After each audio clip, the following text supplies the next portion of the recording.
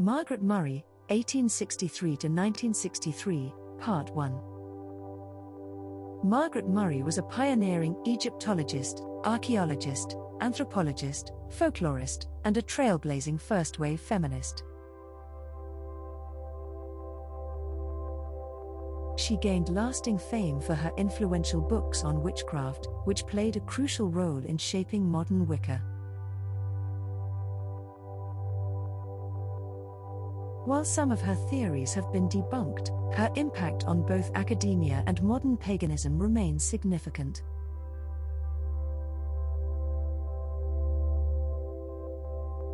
So how did Margaret Murray go from being the world's foremost authority on witchcraft to a footnote in its history? And why doesn't anyone talk about her work anymore?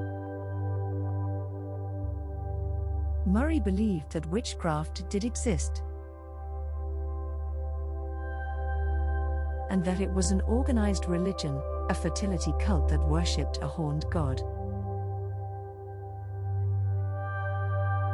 In 1921, she expanded on the witch cult theory in her book, The Witch Cult in Western Europe. Based almost entirely on witch trial documents from the 16th and 17th century.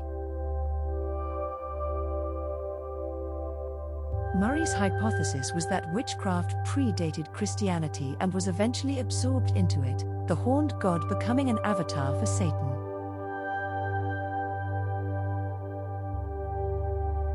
Murray was the first to use the word coven to mean a gathering of witches. She insisted that covens met in groups of 13, writing in detail about Sabbaths. Specific witches' meetings that involved elaborate rituals, including group sex and the occasional blood sacrifice. This was, at the time, revolutionary information. Gap. 4's, the book was met with widespread acclaim and some incredulity. In 1929, she wrote the Encyclopaedia Britannica entry for witchcraft, which stayed in print in one version or another for 40 years.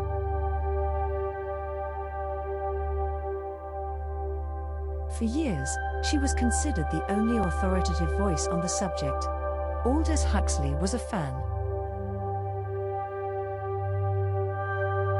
Despite being a non-believer who only wanted to write about witchcraft to strip away its supernatural reputation, the witch cult in Western Europe would become a cornerstone of a newly emergent religion when it was picked up by founding Father Gerald Gardner and built on in his 1954 book, Witchcraft Today.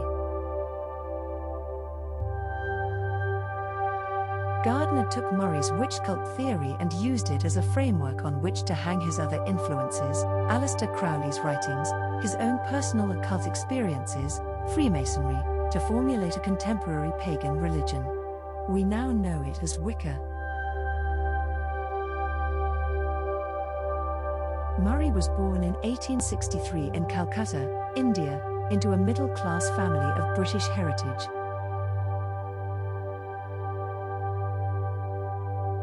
India was then a British colony, and career prospects for women like her were few. Volunteer, charity or mission work.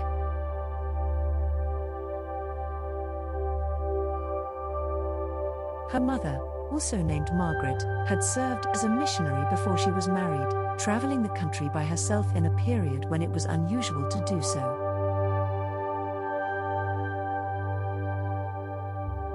This would be a formative influence on Murray.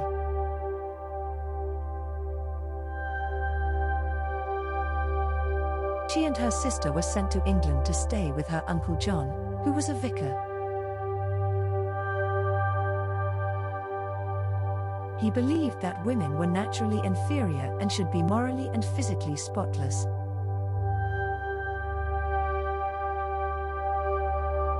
John Murray's views were pretty normal for Victorian England, and he thought it was a good idea to quote Bible verse supporting that at his prepubescent niece.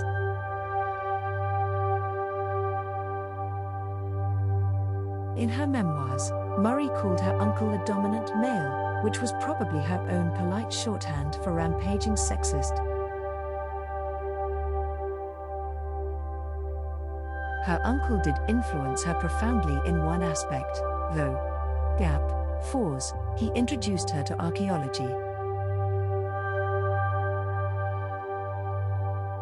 Despite no formal education, and after returning to Calcutta and working as a nurse for several years, Murray decided, in her 30s, to pursue her childhood passion.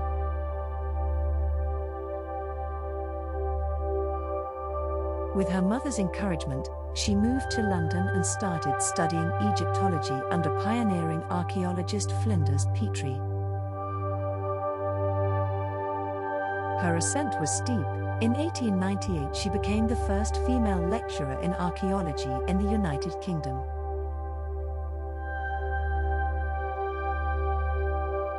She took part in several archaeological digs in Egypt and published multiple papers and books on the subject. Shepard notes that Murray unwrapped a mummy in front of an audience of over 500 people in 1908, again, the first woman to do so.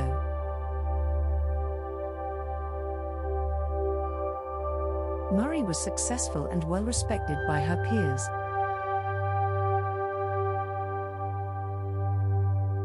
She was a member of Emmeline Pankhurst's WSPU and marched to secure women's right to vote. And then World War I happened. In 1914, Murray and her colleagues were unable to return to Egypt to continue their archaeological digs.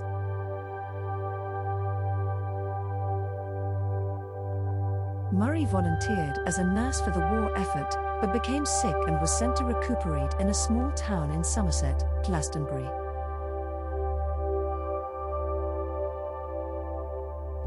Glastonbury was the legendary home of King Arthur's Holy Grail.